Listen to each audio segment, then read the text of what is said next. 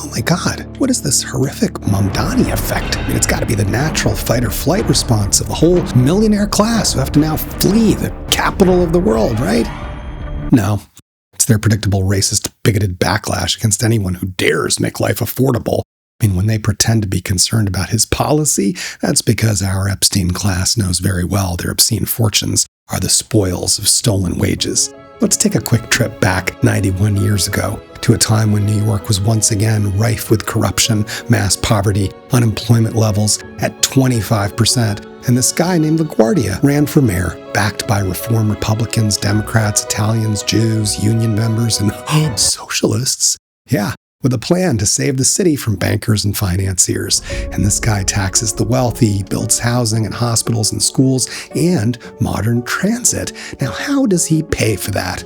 With top tax rates that get pushed from 25% all the way up to 79%. And what happens? Is there mayhem at breadlines? No. Poverty falls, infrastructure gets built, and the middle class booms because of hundreds and thousands of New Yorkers who got good government jobs. And by the early 40s, New York City regained virtually full employment and was the financial and manufacturing engine of the whole U.S. economy. But here's the thing about the New Deal. It wasn't offered to everybody, and that's why Harlem erupted in 1935. And LaGuardia sent out a commission to clearly identify what was the cause.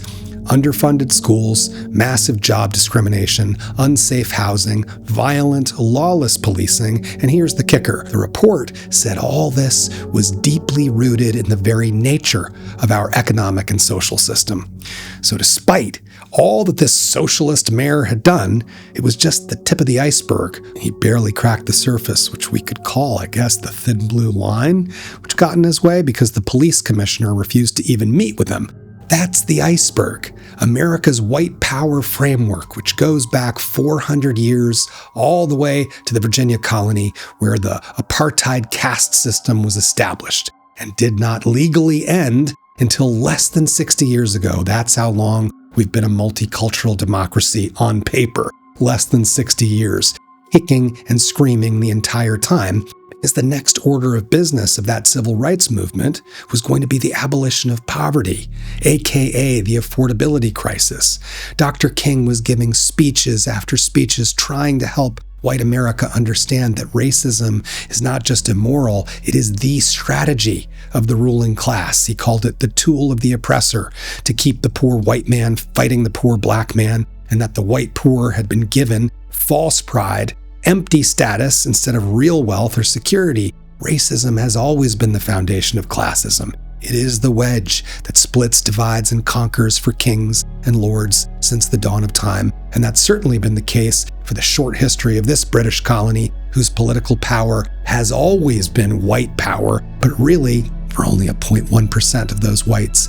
The rest just get to pretend that one day it might be them, and in the meantime, they can imagine that their team is winning. But by the late 1960s, when this whole charade started to fall apart, racism got rebranded. The political establishment started pretending inequality was not racism per se, but a matter of broken culture, and used that excuse for tax cuts on the rich, welfare cuts on the many, mass incarceration, privatization, winding the clock back to the good old days of enriching the few at the expense of the many, which is the real broken culture, and one that cannot continue to groom young people into its cult without its deeply embedded racist root structure, often hiding in plain sight, which is why Dr. King needed to make clear that the greatest stumbling block in the stride toward freedom is not the Ku Klux Klaner, but the white moderate and its allies who seek to protect their superior position, false pride, empty status in a caste system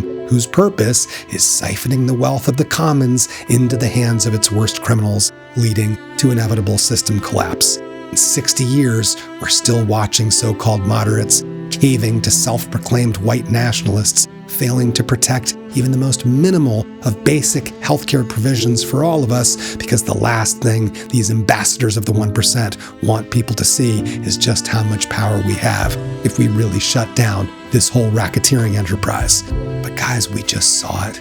when your same billionaire donors spent millions to defeat Mamdani by calling him a radical and failed because we all see what he's calling for is standard practice in every other wealthy city: Berlin, Luxembourg, Vienna, Barcelona. In fact, it's just common decency. What these tabloids call far left is just a Monday in most of the world, and calling Mamdani divisive is just a dog whistle for saying someone like him should stay in his place. That's the real Mamdani effect. This gross panic attack of the Epstein-class, wondering what's going to happen when the whole world sees what millions of New Yorkers are seeing, that all people are our people, that diversity is reality, that Dr. King's hope and the promise that New York makes to the tired, the poor, the huddled masses yearning to breathe free, the mission statement of the U.S. Constitution to provide for our general welfare, is actually really easy to do. And the capital of the world is a great place to start. The city that never sleeps, where dreams are made of. Oh, you want the details of just how easy it is? Sure, wise guy, it fits on a page. Link is in the caption. Forget about it. How you doing? You good? We love it. More atmosphere than I